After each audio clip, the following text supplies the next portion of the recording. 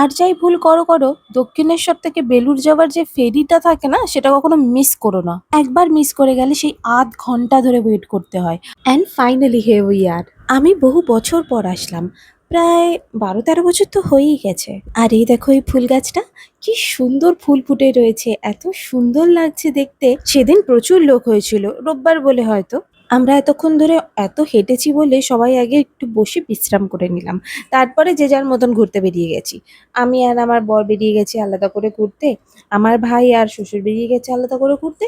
আর মা যেহেতু পাটা খুব ব্যথা করছিল, তো মা ওখানে বসেই রেস্ট করেছে। ঘুরে এসে যেই না এসে বসেছি, তখনই আমার এই প্রিয় জিনিসটার উপরে চোখটা আটকে গেল আবার।